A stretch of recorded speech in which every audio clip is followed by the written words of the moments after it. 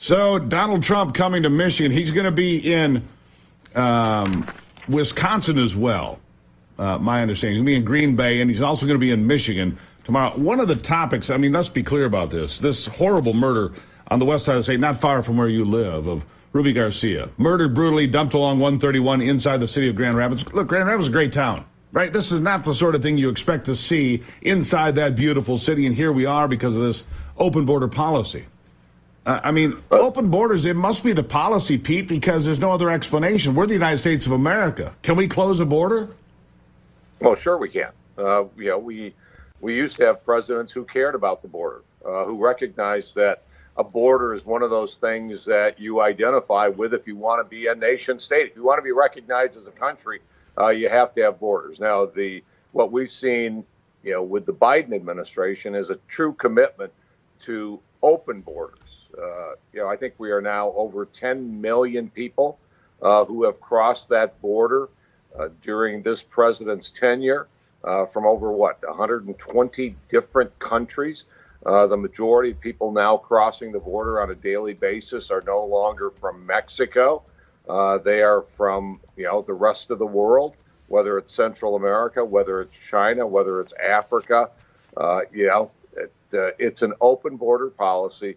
And that means that the front line for border security, think about it, the front line for border security has now moved from our borders to our local communities, our local law enforcement. Well, let's look at this. And here's the one thing that really stands out. I don't know what the case is with the accused killer in Georgia with Lake and Riley there, but I do know this because of reporting from Michigan News Source and others here in Michigan, that the suspect being held in the brutal murder of Ruby Garcia was thrown out of the country the 29th of September 2020 under the former administration, deported, came back at some point undetected, which means, by definition, the accused killer is a gotaway because the border is so overwhelmed. You've got hundreds of thousands of gotaways.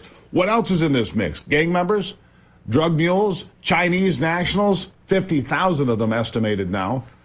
What are we doing, Pete? Why are we committing national suicide? Why are we doing this? What is the goal of the administration? What do they get out of this besides destroying the country? I think that's a question a lot of us ask. Why is there this almost religious zeal to open borders? Because all of the things that you raised about possibilities of who these people are, no, that's exactly who these people are. There are gang members, there are drug dealers, potential terrorists. Who knows about the 50,000 people that have been identified as coming from China?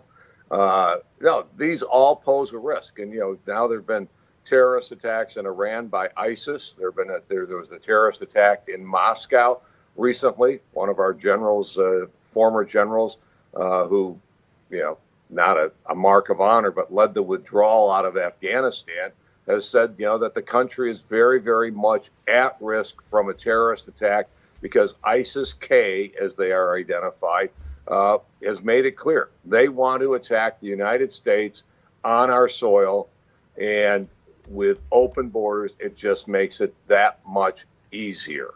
No, it's frightening, that we are putting our communities at risk with this crazy policy of open borders.